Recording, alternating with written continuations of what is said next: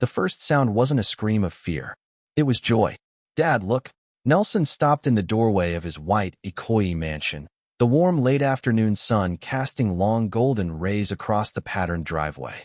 Across the compound, near the row of palm trees, stood his 18-year-old son, Jerry. In both hands, he held a pair of new crutches, not leaning on them, just holding them high. His legs wobbled, chest heaving with effort. Then, to the soft rhythm of a quiet song and the steady voice of the woman beside him, he took a step. Then another. Naomi, the quiet nanny who had arrived almost unnoticed, stood near, hands ready but not touching. Her voice remained calm and even. 1, 2. Steady. Trust your legs, Jerry. Let them remember. Nelson felt his throat close up. He had tried everything. Clinics in London, Dubai, Johannesburg. Countless specialists had run every test. Nothing physically wrong, they said. Still, the wheelchair remained. He'd spent millions. He'd prayed. He'd hoped. But only now, in his own courtyard, Jerry walked. The crutches hit the ground with a loud clatter. Step by step, Jerry moved toward him. Real steps. By the time his son reached him, Nelson had dropped to his knees without realizing it. Tears streamed freely. "Naomi," he choked out, voice cracking. "Please, don't leave us." Naomi looked stunned. She hadn't done anything miraculous, not in her eyes. She had only sung, counted, stayed present. But now the driver stood frozen beside the SUV. The guards at the gate stood still, as if the entire world had hit pause. "Don't leave," Nelson repeated. His hand slipped into his pocket. For weeks he had carried a small velvet box, unsure if he'd ever use it. The box opened with a quiet snap, and the world seemed to hold its breath. 18 years earlier, Nelson had stood in a very different silence. Cold, sterile. Hospital air heavy with bleach and stormy rain. His wife Margaret was gone. The baby had survived. The doctors said, "We're sorry." Nelson stood there, upright, composed, and shattered all at once. He named the child Jerry, after his own father, and vowed, "I'll be both mother and father to you." Jerry grew up in a house that was always filled but rarely alive. Nurses rotated in and out. Chefs prepared flawless meals that nobody ate. Shelves overflowed with expensive toys, silent, untouched. At 10 years old, truth crept in. Jerry couldn't walk. Tests revealed nothing. His nervous system, fine. Muscles, normal. Bones, intact. It may be psychological, one expert said, fingers steepled. Remove pressure, another advised. Keep him content. Encourage gentle movement. Nelson did everything. He brought in renowned physiotherapists, flew in a pediatric neurologist, installed ramps, modified the entire house, bought the lightest wheelchair on the market. "This is just for now," he would whisper. He hired nannies with glowing resumes and warm smiles. They tried. They left. One by one, they all left. Jerry adapted to wheels. He learned the layout of the house by sound, the quiet rhythm of tires on tile and stone. Sometimes he laughed, but mostly, he watched the world move without him. Then Naomi arrived. She was 38, a widow, an orphan since childhood. She stood at the gate in a plain black and white uniform and shoes that told of many worn roads. The guard checked her name. She waited silently, taking in the symmetry of the house, the trimmed lawn, the calm swaying of palm trees. When Nelson met her, she didn't flinch or fawn. She stood with a steady presence, calm, not proud, like someone used to storms. "Why do you want this job?" he asked. "I care about the child," she said plainly. "And because I believe things can change." He looked at her, unimpressed. "What do you think you know?" "That the body listens better to love than to fear," she replied. He nearly scoffed. But something in her face, gentle, unyielding, stopped him. From her first day, Naomi didn't push Jerry. She listened. She learned. His favorite sound, rain on the window. His favorite scent, jollof rice on Sundays. She discovered when he felt strongest, just after dawn. She set a small stool by the garden. "This is our space," she told him. "No pressure, just tiny attempts." She sang songs, soft, simple melodies that reminded Jerry of something he'd never experienced but somehow knew. Village lullabies, evening rhythms. Each morning, she brought a bowl of warm water and massaged his legs, speaking to them like timid old friends. "Wake up now. You're needed." 2 weeks passed before she made her first request. In the study, she said, "Sir, we need to buy crutches." "There are crutches in the store," Nelson replied curtly. "I mean proper ones. Custom-sized for Jerry. They'll help in the beginning, but they're not the end. We'll teach his legs to carry him. Let his hands learn to rest." She looked directly at him. "The wheelchair is safe. Too safe. We need to challenge him. That's how he'll reclaim freedom." Her directness stung. "We've tried difficult things," he said. "Then we try again." Nelson stared at her for a long moment, then nodded once. A pair of lightweight, padded crutches arrived the next morning. Jerry started practicing in the hallway. The first attempts were rough. He trembled. He slipped. He cried once. "It hurts," he said. Naomi didn't sugarcoat it. "Pain means your legs are waking up. One day it will shout. Another day it'll whisper. We listen, and we keep going." She never pulled him forward. She walked beside him. She counted softly. 1, 2, pause. Breathe. Try again. Nelson watched from the balcony some mornings, gripping the rail, heart pounding like fear disguised as love. On good days, Naomi drew chalk lines across the stones outside. Short lines at first, then longer, markers of challenge, then progress. One afternoon, she told Jerry, "Hold the crutches an inch above the ground." "What?" he said. "If you trust your arms, your legs won't learn. But if you trust your legs, your arms will stop gripping." "I can't," he whispered. "You can. Just until I say, Lagos traffic is slow." He laughed. He tried. He stumbled. Then he tried again. An inch became 2. The house noticed. Staff moved more quietly. The driver stopped idling the SUV. Even the air seemed to breathe slower. Nelson took fewer meetings outside. The study became his office. He watched through half-drawn curtains, afraid his presence might break the fragile magic of progress. Then came the day. The sky soft blue. Naomi drew the longest chalk line yet. "From the palm to the door," she said. "And this time, without leaning. I'll be here. Your father is inside. The sun is kind. The world is watching." Jerry nodded. He lifted the crutches. He stepped. Inside, Nelson was reading a report he wouldn't remember. Naomi's song floated through the open window. Then the sound of crutches hitting stone. He ran and saw something sacred, his son walking, his face damp with sweat and pride. Naomi nearby, not holding, just witnessing. Jerry walked like the dawn coming after a long night. "Daddy," he called out. "Auntie Naomi helped me walk." Nelson collapsed to his knees. This time, not from despair, but overwhelmed joy. He saw everything at once. Margaret's smile in Jerry's face, the quiet years, the futile spending, and the small songs that had done what world-class hospitals could not. He turned to Naomi, hand trembling. "Please," he said, "don't leave us." She blinked. She had come to help a boy walk, not to give a house back its breath. He reached into his pocket and opened the box. Small, velvet, heavy with meaning. He dropped to one knee. "Naomi, for Jerry, for the joy you brought back, marry me. Stay. Let this light remain." The courtyard held its breath. Jerry stared, stunned, eyes wet. Naomi's hand went to her chest. Her voice shook. "I won't leave," she said slowly. "That's a promise." She looked at Jerry, then Nelson. "But I can't say yes to marriage tonight. Jerry needs time. Days of calm. Let's be patient. Let's do this properly." Nelson closed his eyes. When he opened them, he nodded. "Your promise is enough." Jerry burst into laughter, pulling them into a hug. One arm on each, his feet firm on the warm stones. For the first time in years, the house in Ikoyi felt like home. Dinner that night was unlike any other. Naomi didn't let the chef prepare anything extravagant. Instead, she fried ripe plantains herself, reheated the jollof rice, and served the meal at the small kitchen table, not the long formal one. Jerry, usually reserved, couldn't stop talking. He described the strange sensation in his legs, heavy, alive. He said he thought he'd fall, but didn't. Naomi smiled and told him, "Your legs are remembering. We'll help them keep remembering." Nelson listened quietly, watching how their faces lit up and sank. After dinner, he turned to Naomi. "Tell me what you need," he said simply. Naomi answered without pause. "A routine. Morning stretches at 6. Warm water massage by 6:30. Short walking before the heat rises. Then rest.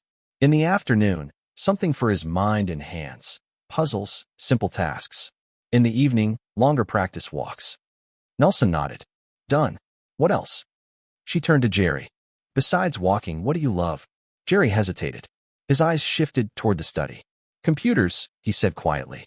I like watching videos, people building games, websites. I've never tried. I always felt too slow. Then we'll start, Naomi said. Slow isn't failure. It's how progress begins. Nelson's voice softened. Whatever you need, laptop, books, a teacher, just say it. Naomi shook her head gently.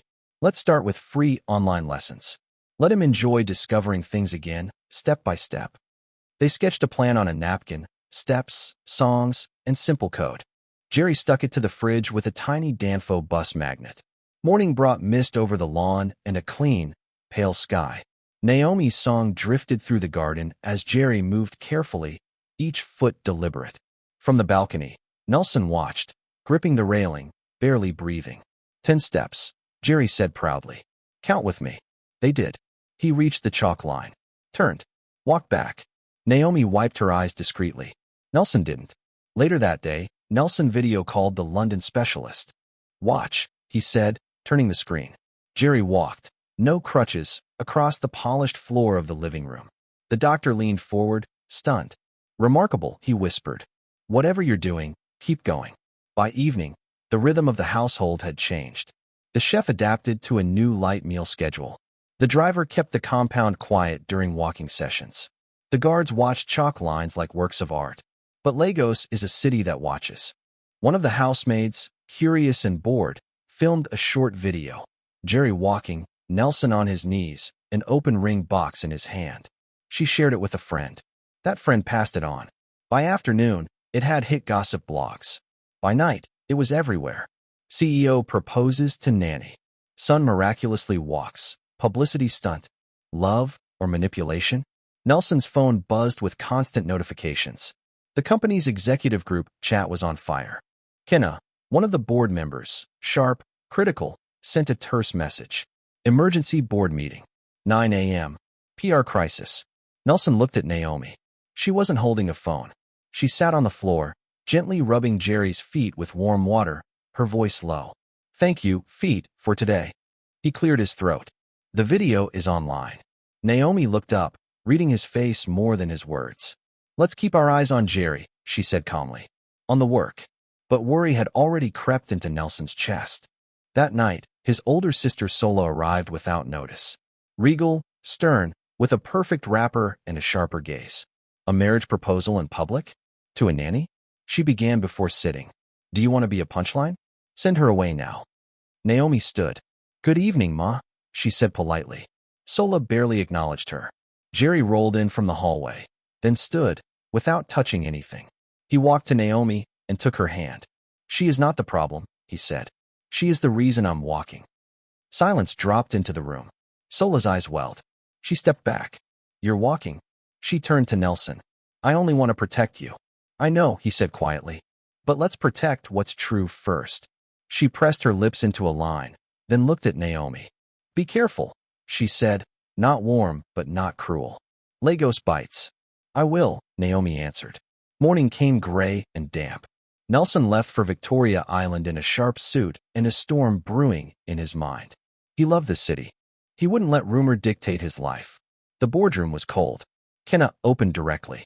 We sell trust. Now we're trending because of gossip. A crying CEO. A nanny. A viral video. We look weak. Nelson responded evenly. You saw my son. Doctors failed. Experts quit. But Naomi believed. He walked. That's not weakness. That's resilience. That's innovation.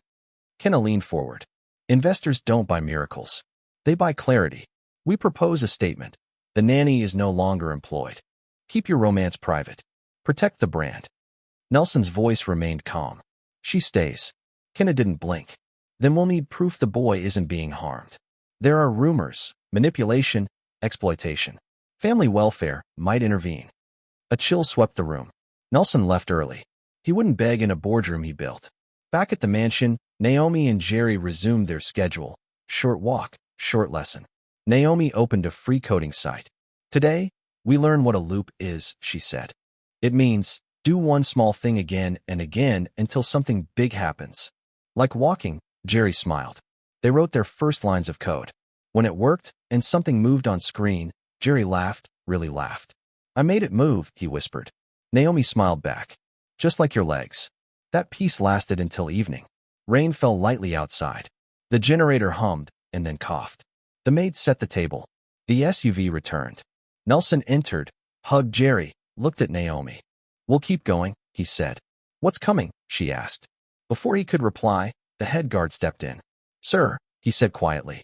There are people at the gate. Reporters. 2 women with ID badges. They say they're from family welfare. Naomi froze. Jerry looked up sharply. What do they want? Nelson asked, though he already knew. To see the boy. To see the nanny. They insist on entering. The gate bell rang again. This time louder. Longer. Rain dripped from the roof. Naomi's hand tensed on Jerry's shoulder. Nelson didn't move. Then, open the gate. The bell rang again, sharper, more urgent. Its echo filled the mansion like a siren. Jerry flinched. Naomi's hand moved instinctively to his shoulder. Nelson didn't move. His jaw clenched. Open the gate, he finally said, voice flat. The guards obeyed. The iron gates creaked. Rain was falling now, not heavy, but steady enough to blur the night. 2 women entered first, dressed in crisp suits, holding leather folders stamped with the seal of Lagos State Family Welfare Services. 3 reporters followed closely behind, barely restrained by the security team. Cameras flashed. Voices overlapped. Mr. Nelson, sir, is it true you forced your disabled son to walk for social media clout? Naomi, how much were you paid? Is this love story real or PR fiction? The guards struggled to push them back, but it was too late. The words had already done their damage. One of the women stepped forward and raised her ID. Good evening, Mr. Nelson. I'm Officer Grace. This is Mrs. Bello. We received a report alleging potential neglect or coercion related to your son. We're here to assess the situation. Naomi stood still, barely breathing. Jerry's fingers tightened around hers. Nelson moved toward them slowly, blocking the flashlights from hitting Jerry's face. My son isn't a file number. He isn't a publicity tool. He is my child. And he's doing well, better than ever. We'll need to confirm that, sir. Officer Grace said politely, but firmly. Refusal would compel us to escalate legally. Rainwater traced thin lines across the stone path. Nelson glanced at Naomi. She gave a slight nod, then bent to Jerry's level. Would you like to show them what you did today? She asked, voice low. Jerry looked from the strangers to Naomi, then to his father. He thought of the chalk lines. The songs. The way his father cried earlier, not in despair, but in wonder. Yes, he said. I want to. The officers stepped closer, flipping open notebooks. The cameras buzzed behind them. Naomi stepped aside, but stayed near. She began to hum. Jerry stood, breathed, then walked. Bare feet. Wet ground. Step. Step. Step. He moved across the chalk line Naomi had drawn that morning, now almost gone in the rain. But he didn't need it anymore. Gasps spread across the compound. Flashbulbs burst like lightning. One reporter lowered his camera, stunned. Jerry turned around at the edge, then walked back. When he reached Naomi, he stood tall. No one forced me, he said. Auntie Naomi believed in me. That's why I'm walking. The officers blinked. One closed her folder. It's remarkable, she murmured. But the reporters were relentless. Mr. Nelson, are you in love with the nanny? Is this whole miracle staged? Naomi froze. Nelson turned toward the noise, eyes blazing. But he didn't have to answer. A new voice rang out from the mansion entrance. She's not just a nanny. All eyes turned. Auntie Sola stood tall on the steps, her head wrapped tighter than ever, her face unreadable. She's the woman who gave my nephew his legs back, she said. Silence fell. Even the rain seemed to soften. The welfare officers exchanged a glance. Officer Grace nodded. We'll file our report. From what we've seen tonight, there is no abuse. There is care. We will return in 2 weeks to follow up. They turned and walked away. The guards quickly ushered the reporters out behind them. The compound fell quiet again. The gate slammed shut. Inside, Nelson stood still for a moment, then exhaled. His shoulders lowered, just slightly. Naomi was still near Jerry, her dress damp, her hands trembling. Jerry leaned against her. He looked tired, but content. Nelson approached slowly. He brushed Naomi's sleeve. They won't break this house, he said. Not anymore. Naomi met his gaze. Her heart beat hard in her chest. But before she could respond, the generator gave a final groan and died. The mansion went black. The sudden silence was absolute, except for the soft, constant tap of rain. Naomi's eyes adjusted slowly to the dark. Then she saw it. Upstairs, on the balcony. A shadow. Movement. Not imagined. Someone's up there, she whispered. Nelson turned sharply. Jerry's voice came from behind her. Daddy, someone's upstairs. The words landed like thunder. Nelson signaled the head guard. Flashlight.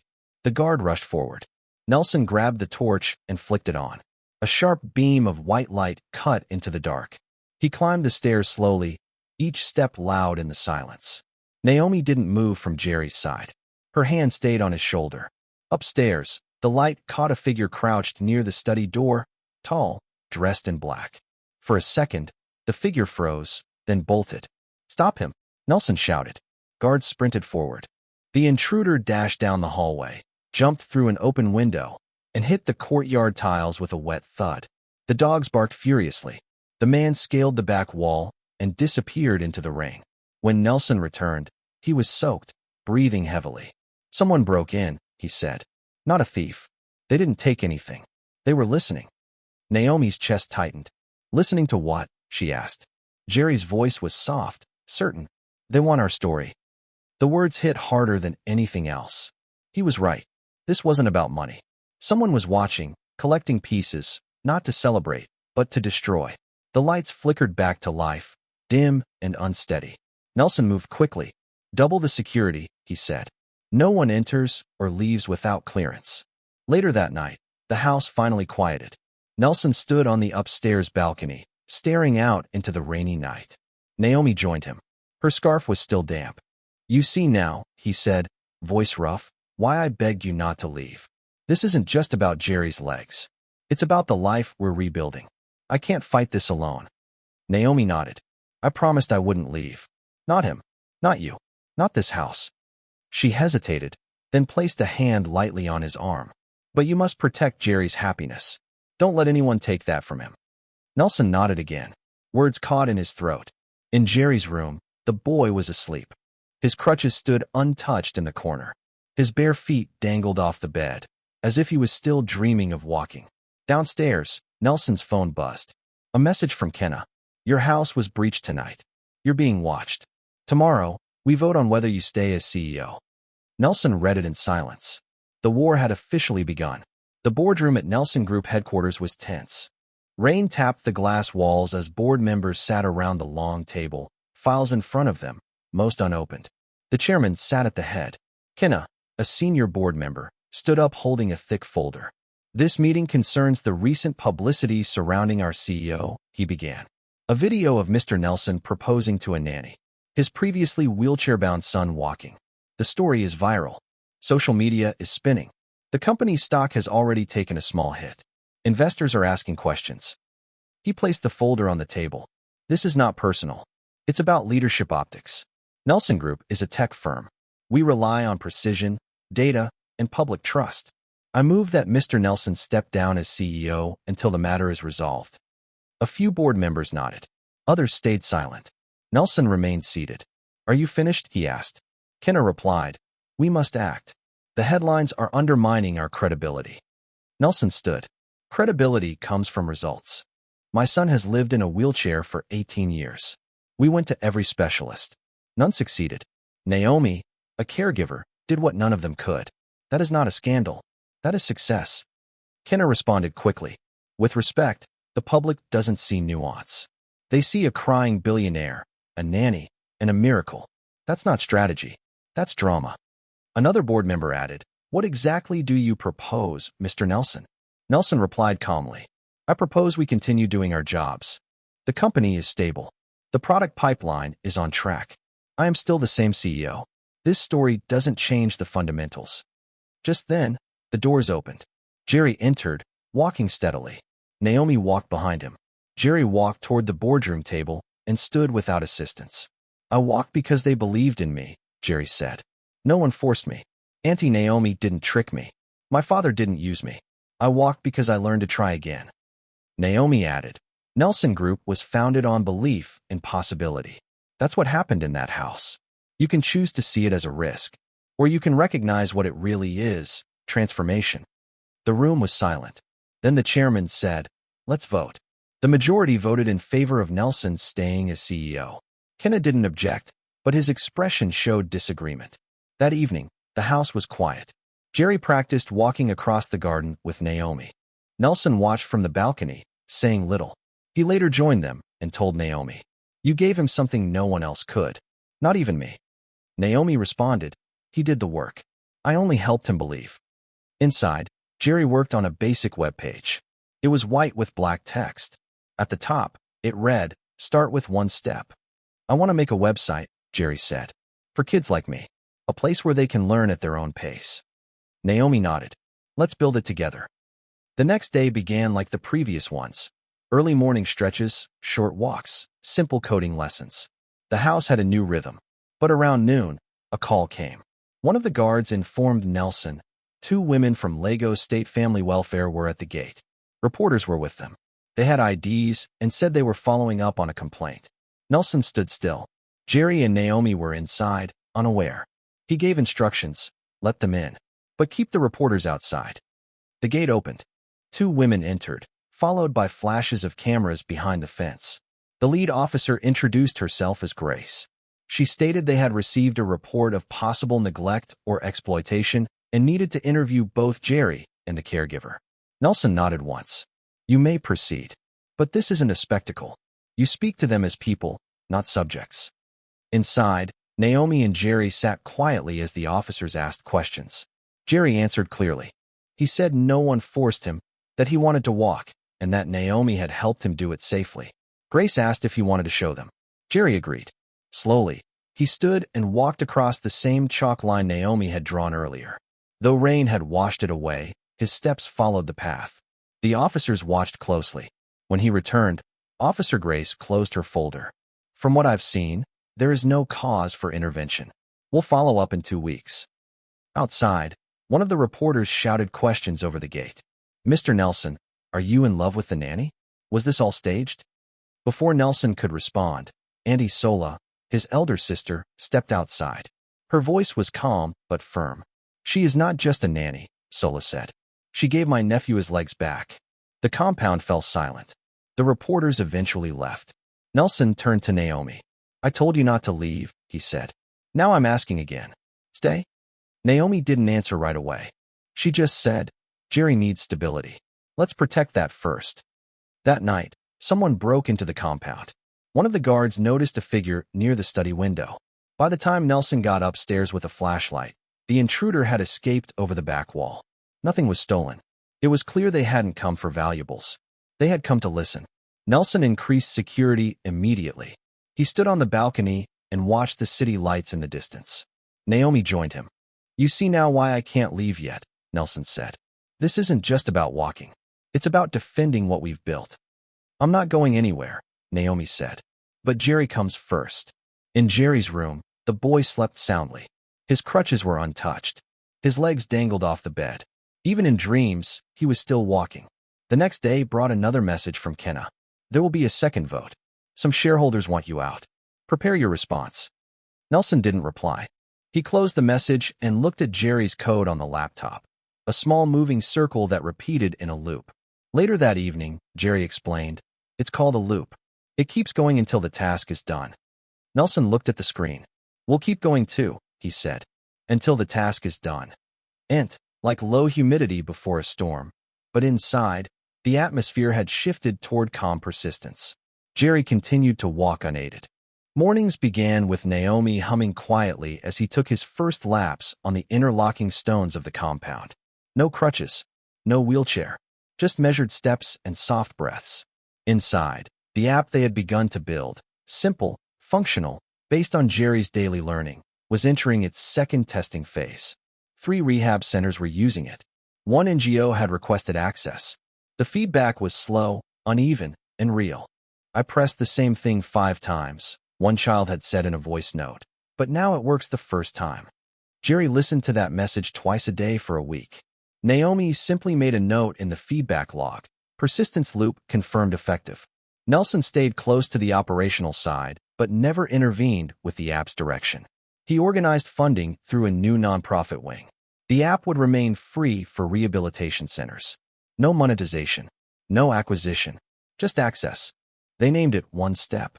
Jerry insisted the welcome screen simply read, "Let's begin." No pressure. Outside the house, Legos continued to talk. Some gossip sites returned to the story when engagement slowed. But mainstream attention began to shift. The story was too solid, too quietly progressing, to be sensational anymore. When a respected European paper requested a long-form feature, Nelson politely declined. "This story doesn't need saving," he wrote back. "It needs time." Inside the house, time moved differently now. Naomi kept the schedule. Jerry took control of his progress. Each day, he added something small, a longer walk, an extra code line, a note to a new beta tester. One evening, he said aloud, "I didn't know the tiles were cold." Nelson looked up from his laptop. "You mean the floor?" "Yes," Jerry answered. "I never really felt them before." Naomi didn't respond. She just handed him a stylus and pointed to the next line of code. A month after the boardroom vote, Nelson invited Naomi to the balcony. He held the same small ring box he had carried during the proposal. He did not kneel. "You said no before. For Jerry's sake. For quiet. And you were right. But we're past that now. We're not in the storm anymore. Just the aftermath." Naomi didn't speak at first. Then, "We still have eyes on us." "I know," Nelson replied. "But I don't want to wait for them to blink." He opened the box. No performance. Just presence. Naomi looked at him directly. "Yes," she said. "This time, yes." They didn't plan a large wedding. There were no press invitations, no announcements. It took place under a white tent in the compound garden, beside the palm trees where Jerry had first walked. The staff attended. Auntie Sola stood at Nelson's side. She didn't give a toast, but she wore gray and nodded at Naomi respectfully. Naomi wore a pale blue dress. Jerry wore a fitted suit and acted as their witness. He delivered no speech, but when the short vows ended, he hugged Naomi and said, "Thank you for helping me find my legs." She responded, "You never lost them." After the wedding, life resumed. Naomi now had an office inside the nonprofit wing. She handled onboarding for new partner centers. She reviewed updates from software engineers who volunteered hours to support Jerry's code. She designed printable instruction guides for centers without tablets. Jerry, now 16, took on a new project. He wanted to build an educational game, not entertainment, but progress-based learning. One where progress was the only victory. Naomi supported the idea. Nelson backed it. The working name was Move Forward. "Not a big game," Jerry said. "Just enough for someone to try? That's the hard part. Trying." Naomi suggested modular levels. "Like your old chalk lines," she said. "Short distances at first." 3 months after the wedding, Jerry was invited to speak, remotely, at a children's tech summit. He declined the stage, but sent a video. It was short. "My name is Jerry," he said. "I used to think learning was only for fast people. But I was wrong. Slow doesn't mean failure. It means you're still moving. And sometimes that's the whole point." The organizers kept the video for closing remarks. One afternoon, Jerry asked Naomi, "Why did you come that first day? To the mansion?" She paused. "Because I believed something could change." "And why did you stay?" "Because it did." A year passed. The app reached over 30 centers. A scaled-down version was made for mobile. Feedback remained consistent. Simple, effective, human. Naomi never gave media interviews. She declined 2 book offers. One publishing house offered Jerry a ghostwriter. Nelson said no on his behalf. The house changed but didn't forget. Jerry still walked those same tiles. Nelson still watched from the balcony. Naomi still hummed in the mornings. The staff respected the rhythm. The guards kept the gate calm. In Jerry's old room, his wheelchair sat in a corner, now used to hold blankets. He didn't remove it. He didn't display it either. He said once, "It's part of the story, just not the ending."